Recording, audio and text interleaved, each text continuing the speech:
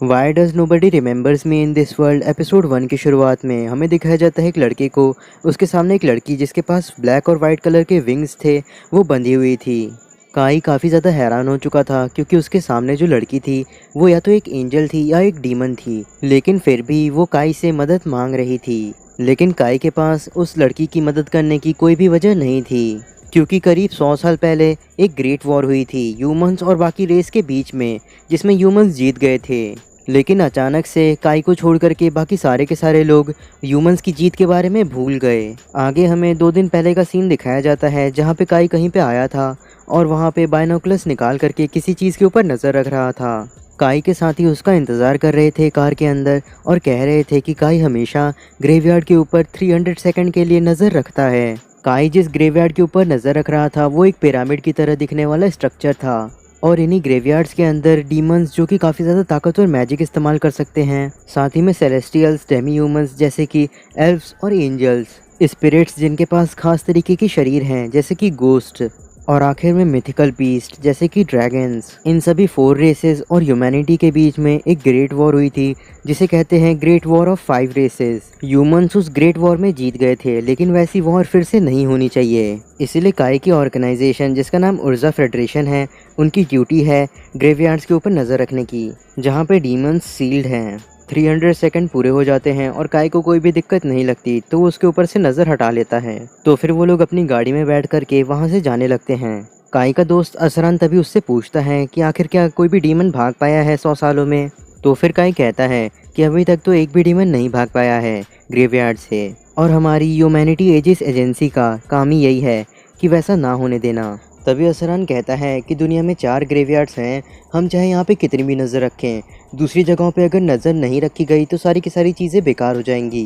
काई कहता है कि हाँ सच में दूसरी साइड्स का भी ख्याल अच्छे से रखा जा रहा है, और अगर किसी तरीके से कोई डीमन बाहर निकल जाता है तो सच में बहुत तबाही मचेगी। साकी तभी कहती है कि इतनी चिंता मत करो, क्योंकि ना तो कोई डीमन बाहर आया है और ना तो दुनिया के अंदर से पीस ख़त्म हो गई है। काई तभी सीरियस होकर कहता है कि मुझे अपने ध्यान को भटकने नहीं देना है और ग्रेवयार्ड के ऊपर पूरी तरीके से नज़र रखना है। अगले सीन में हमें उर्जा फेडरेशन विशाल सिटी को दिखाया जाता है जहाँ पे ह्यूमैनिटी एगिस एजेंसी विशाल ब्रांच की बिल्डिंग थी। काई वहाँ पे ट्रेनिंग कर रहा था, तभी उसे एक वार्निंग मिलती है कि उसे एक mythical beast type machine doll के साथ ट्रेनिंग नहीं करनी चाहिए, वो काफ़ी खतरनाक हो सकता है। काई उस वार्निंग को नहीं सुनता है और उस मशीन डॉल के ऊपर हमला कर देता है। वो हमला कामयाब नहीं होता, इसलिए साकी उस mythical beast dragon type hologram को डीएक्टिवेट कर देती है ताकि काई को कोई चोट ना लगे। आगे साकी काई से कहती है कि अगर तुम ऐसे ट्रेन करते रहे तो तुम्हें किसी दिन चोट लग जाएगी। काई कहता है ट्रेनिंग करने का कोई भी मतलब नहीं होगा अगर मैं रिस्क ना लूँ। ये सुनकर के साकी कहती है कि अगर तुम 5 रेसेस के बीच में जो वॉर हो रही थी उस समय पैदा होते तो तुम्हारा ज़रूर कोई ना कोई नाम हो गया होता हिस्ट्री में। काई कहता है क्या प्रॉफिट सिद्ध की तरह? मुझे काफ़ी अच्छा भी लगेगा, लेकिन मैं उन दूसरी रेसेस के 4 हीरोज़ के सामने जीतने के बारे में सोच भी नहीं सकता। फिर वो दोनों उन 4 हीरोज़ के बारे में सोचने लगते हैं। डीमंस की हीरो थी डार्क एम्प्रेस वेनेसा, सेलेस्टियल्स का हीरो हेवनली लॉर्ड एल्फ्रेया थे, स्पिरिट्स की हीरो थी स्पिरिट सोवेरेन रिक्यूगेन क्योको, और मिथिकल बीस्ट का हीरो फैंग किंग राथ। लेकिन आखिर में वो चारों के चारों ताकतवर हीरोज़ प्रोफेट सिड के सामने हार गए, उस तलवार का इस्तेमाल करके जिसे कि प्रोफेटिक गॉड ने दिया था प्रोफेट सिड को, जिसका नाम है अर्सला सोलोका। साकी तभी कहती है कि हम तो ये भी नहीं जान सकते कि प्रोफेट सिड और उनकी तलवार असली है या नहीं, क्योंकि उनकी ना तो कोई फ़ोटो या वीडियो है जबकि बाकी 4 हीरोज़ की हैं। काई कहता है कि उनके होने में यकीन रखने से हमारा कुछ जाएगा नहीं, तो ये सही ही है। साकी फिर असरन के पास चली जाती है और कहती है उससे उठने के लिए। फिर वो काई से पूछती है कि तुम जीन के प्रमोशन पे उसको क्या गिफ्ट देने वाले हो। ये सुनकर के असरन कहने लगता है कि एक फूल दे देंगे, उससे काम हो जाएगा। साकी कहती है कि जीन का ट्रांसफ़र हो रहा है रॉयल कैपिटल उर्जा के हेडक्वार्टर्स में। वो 17 साल की है और वो हिस्ट्री में सबसे यंगेस्ट है जिसे सिलेक्ट किया गया है।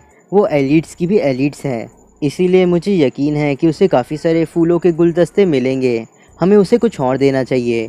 काई को तभी एनिस जीन नाम से एक मैसेज आता है जो कि जीन का था।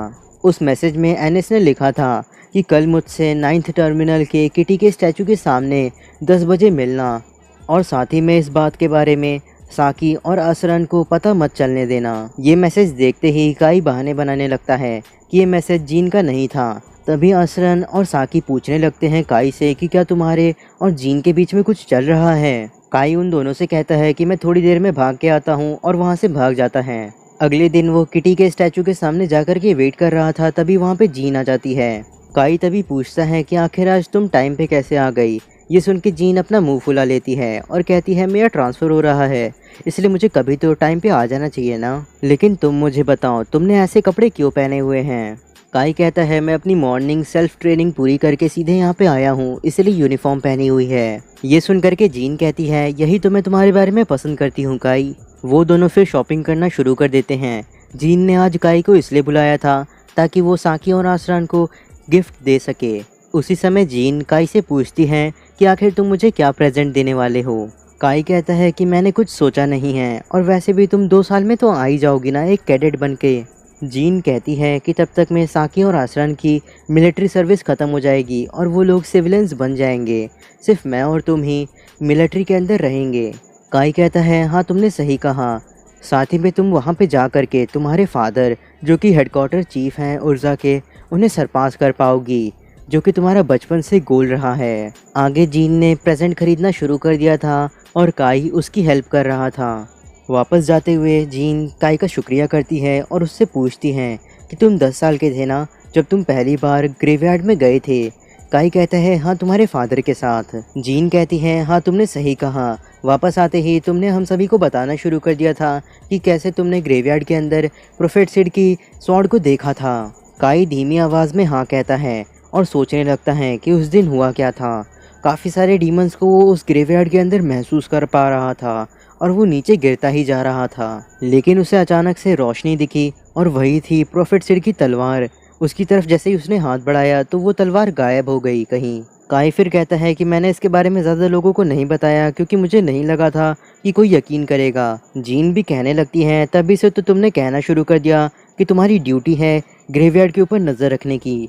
काई कहता है हाँ तुमने सही कहा, लेकिन मुझे अभी भी ऐसा ही लगता है। जीन तभी पूछती है कि तुम्हें क्या लगता है कि हमारा फ्यूचर क्या होगा। काई कहता है फ्यूचर में आखिर क्या हो सकता है, तुम 2 साल बाद यहाँ पे वापस आ रही हो, यही होगा। जीन को काई से कोई और सवाल का जवाब सुनना था, इसलिए वो बोलने ही जा रही थी, लेकिन तभी अचानक से पूरी दुनिया अजीब सी हो जाती है और सारी चीज़ें काई की नज़रों से अलग तरीके से दिखने लगती हैं और इस चीज़ को सिर्फ काई ही महसूस कर पा रहा था। तभी आसमान में बड़ा सा होल हो जाता है और वो बढ़ते ही जाता है।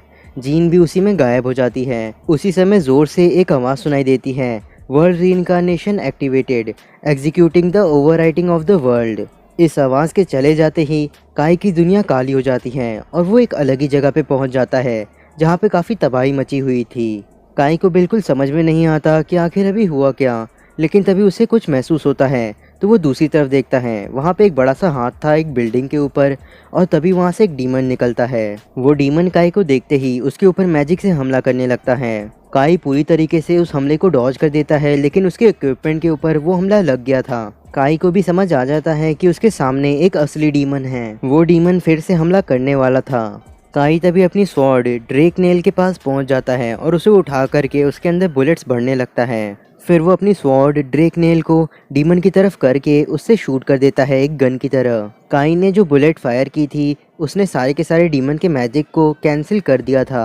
काई ने एक मॉडिफाइड एल्वेन बुलेट को फायर किया था जिसे बनाया गया है एल्वेन मैजिक को एक बेस की तरह इस्तेमाल करके। डीमन की आंखें चमकने लगती हैं और वो हमला करने वाला था फिर से। काई भी पीछे नहीं हटता और वो डीमन की तरफ दौड़ने लगता है।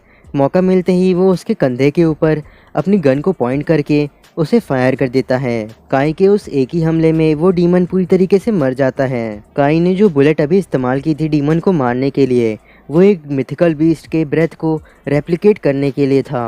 काई भी थोड़ा खुश हो रहा था क्योंकि उसने ट्रेनिंग के हिसाब से ही सारी चीज़ें करके उस डीमन को मार दिया और अब वो उनसे लड़ सकता है। तभी आसमान से एक डीमन आ जाता है और वो काई को देख के कहता है कि आखिर एक ह्यूमन ने कैसे एक डीमन को हरा दिया। काई कहता है तुम काफ़ी अच्छे से ह्यूमन लैंग्वेज बोल लेते हो। वो डीमन कहता है कि गुलामों से काम करवाने के लिए उनकी भाषा को अच्छे से बोलना आना चाहिए। काई को समझ में नहीं आता कि आखिर वो डीमन ह्यूमंस को गुलाम क्यों कह रहा था। वो डीमन काई को कहता है तुम खतरनाक लग रहे हो, इसलिए दुनिया से खत्म हो जाओ। काई भी लड़ने के लिए तैयार हो गया था, तभी कोई कहता है कि अपनी आंखें बंद करो। वो एक लड़की थी। तभी एक तेज रोशनी होती है और उस डीमन का ध्यान भटक जाता है। तभी वो लड़की जो कि साकी थी, गाड़ी लेके आ जाती है काई के पीछे और उसके साथ भाग जाती है। फिर साकी हेडक्वार्टर से बात करते हुए कहती है कि हम एक खोए हुए इंसान को लेकर के आ रहे हैं। साकी तभी काई से पूछती है कि आखिर तुम कहाँ से हो। काई उसका नाम लेता है। तो फिर साकी उससे पूछती है कि आखिर तुम्हें मेरा नाम कैसे पता। काई कहता है तुम तो मुझे जानती हो ना, मैं तो काई हूँ। साकी तभी आसरान से पूछती है कि क्या तुम किसी काई को जानते हो। काई तभी आसरान से पूछने लगता है कि क्या तुम तो मुझे जानते हो ना। तो फिर आसरान कहता है कि मुझे माफ़ करना, क्या हम पहले कभी मिले थे। साकी को तभी लगता है कि काई के साथ कुछ अजीब हो रहा है, इसीलिए वो उससे पूछती है कि क्या तुम ठीक हो ना। काई शांति से जा करके एक जगह पे बैठ जाता है और कहने लगता है कि तुम दोनों मुझे भूल गए हो। हम सभी ह्यूमैनिटी एजेस एजेंसी के सेम यूनिट के अंदर काम करते थे। साकी कहती है कि ह्यूमैनिटी एजेस एजेंसी क्या है, हम तो रेजिस्टेंस के सोल्जर्स हैं। काई कहता है कि मुझे इन सब चीज़ों के बारे में बिल्कुल नहीं पता, तो क्या तुम मुझे इस दुनिया में क्या चल रहा है इसके बारे में थोड़ा बता सकती हो। साकी कहती है कि दुनिया में एक ग्रेट वॉर हुई 5 रेसेस के बीच में, जिसमें ह्यूमन रेस हार गई। ऐसा 30 साल पहले हुआ था। फिर उसके बाद दुनिया की सारी सिटीज़ के ऊपर बाकी 4 रेसेस ने कब्जा कर लिया। काई पूछता है तो आखिर ह्यूमंस के साथ क्या हुआ। साकी कहती है कि अब हम लोगों को छुप करके और बच करके रहना पड़ रहा है। आखिर में काई पूछता है तो आखिर वैशाल का क्या हुआ।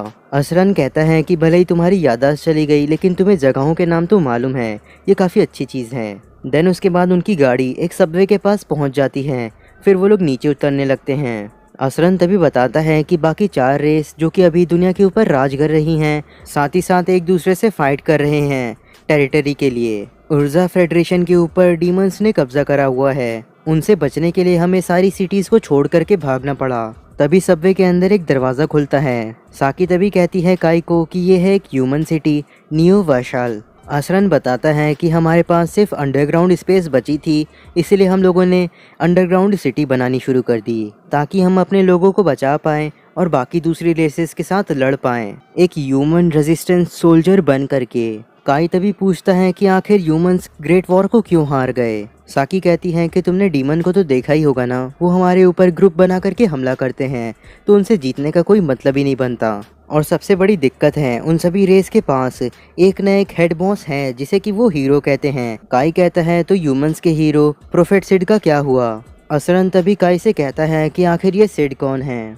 काई एकदम हैरान हो जाता है और कहता है क्या तुम उन्हें सच में नहीं जानते। प्रोफेट सिड एक ह्यूमन हीरो होने वाले थे जिन्होंने बाकी की 4 रेसेस को हराया था। असरन काई से कहता है कि अगर वैसा कुछ होता तो हमें छुप करके रहने की ज़रूरत नहीं पड़ती। तभी पीछे से आवाज़ आती है और असरन ये भी बताता है कि शायद मेन यूनिट आ गई है वापस। सभी सिविलियंस मेन कॉर्प्स के पास जा रहे थे उनका स्वागत करने के लिए। वो सभी इसलिए इतना खुश थे क्योंकि ऊर्जा फेडरेशन के लोगों के लिए वहाँ के रेजिस्टेंस की कमांडर एक सेवियर की तरह हैं। रेजिस्टेंस की कमांडर और कोई नहीं बल्कि जीन थी, जो कि लड़कों की कपड़े पहने हुई थी। जीन के पास आते ही साकी और आसरान उसे सैल्यूट करते हैं और कहते हैं सब कुछ ठीक है। जीन की नज़र काई पे जाती है और वो उससे पूछती है कि आखिर तुम कौन हो, मैंने तुम्हें पहली बार देखा। साकी कहती है कि हमने काई को आज ही रेस्क्यू किया है, लेकिन इसकी मेमोरीज थोड़ी सी अजीब हैं, लेकिन हमारे हिसाब से ये कोई भी बुरा इंसान नहीं है, इसलिए चिंता करने की कोई भी ज़रूरत नहीं। ये सारी बातें सुनने के बाद जीन वहाँ से जाने लगती है, लेकिन काई उसे आवाज़ देकर ये कहता है कि मैं काई हूँ, हम कुछ समय पहले तक अभी शॉपिंग ही कर रहे थे। तुमने कहा था तुम्हें प्रेजेंट्स खरीदने हैं साकी और आसरान के लिए उर्जाक जाने से पहले। जीन तभी कहती है कि तुम आखिर किस चीज़ के बारे में बात कर रहे हो और शायद तुम मेरे और किसी और के बीच में कंफ्यूज हो गए हो। ये सुन के काई कहता है क्या तुम्हें सच में नहीं मालूम। जीन कहती है कि क्या तुम मुझे जाने दोगे, मुझे एक मीटिंग अटेंड करनी है। काई तभी कहने लगता है कि तुम एक लड़का होने का नाटक क्यों कर रही हो, तुम्हें तो अपने फादर को एक बेटी की तरह ही सरपास करना था, यही तुम्हारा गोल था, तो उसका क्या हुआ। ये बात कहते ही काई अपना हाथ आगे बढ़ाता है जीन को रोकने के लिए, लेकिन तभी उसकी गार्ड आकर के उसका हाथ रोक देती है। जीन तभी रीना से उसका हाथ छोड़ करके उसे जाने देने के लिए कहती है। आखिर में असरन काई से कहता है कि तुम आज के लिए आराम करो, मैं तुम्हें अपने रूम में आराम करने दूंगा। उसके बाद रात हो जाती है और काई अभी तक रिसर्च कर रहा था और चीज़ें ढूंढ रहा था इस वर्ल्ड के बारे में। आखिर में काई अपना सर पकड़ लेता है क्योंकि इस दुनिया में सिर्फ वो और प्रोफेट सिड ही गायब हैं। और इसी वजह से humanity great war of the 5 races हार गई। लेकिन उसे इस चीज़ का जवाब नहीं मिलता कि आखिर 4 रेसेस को सील करने के लिए ग्रेवयार्ड्स अभी भी क्यों एग्जिस्ट कर रहे हैं। अगले दिन काई साकी से ग्रेवयार्ड के बारे में पूछता है, लेकिन साकी को कुछ भी नहीं मालूम था। तो फिर काई आसरान से कहता है कि क्या मैं तुम्हारी कार को थोड़े समय के लिए बोरो कर सकता हूँ। तो फिर आसरान आसानी से हाँ कह देता है और उसे चाबी दे देता है। काई वहाँ से चला जाता है, लेकिन आसरान को अभी भी समझ में नहीं आ रहा था कि उसने चाबी क्यों दी। अगले सीन में काई डीमन से बच करके पहुंच चुका था ग्रेवयार्ड के पास। काई यहाँ पे पहली बार अकेले आया था। साथ ही में ग्रेवयार्ड को ब्लॉक करने वाला स्टोन पहले से ही रिमूव्ड हो चुका था। तो फिर काई अंदर जाने लगता है। थोड़ी देर अंदर जाने के बाद काई को प्रोफेट सिड की तलवार दिखने लगती है। काई तुरंत उस तलवार के पास चला जाता है और उसे उठा लेता है। इससे काई को यकीन हो गया था कि प्रोफेट सिड सच में एग्जिस्ट करते थे। तभी उस तलवार से आवाज़ आती है कि तुम एक हेट्रेड ऑफ फेट के अंदर फंस चुके हो। इस तलवार को इसीलिए कभी भी अपने से दूर मत होने देना। तुम कोड होल्डर हो और ये इस दुनिया की कोऑर्डिनेट की है। इसी के साथ उस स्वॉर्ड से एक लाइट निकलती है जो कि जाकर के एक दीवार के ऊपर फ्लैश करती है, जिससे कि एक गेट के जैसी चीज ओपन हो जाती है और उसी गेट के अंदर काई गायब हो जाता है। हमें उसी जगह को फिर दिखाया जाता है जो कि एपिसोड के शुरुआत में दिखाई गई थी। काई ऊपर जाता है और उस लड़की के पास पहुंच जाता है। काई को कुछ अजीब लगता है क्योंकि इस लड़की के पास एंजल के वाइट पंख भी थे और डीमंस के ब्लैक पंख भी। तभी उस लड़की को महसूस होता है कि यहाँ पे कोई आया है। तो फिर वो काई से कहती है, प्लीज़ मुझे इन चेन से आज़ाद कर दो। आगे की स्टोरी जानने के लिए वीडियो को लाइक करके चैनल को सब्सक्राइब करना मत भूलिएगा। तो मिलते हैं अगले एपिसोड में।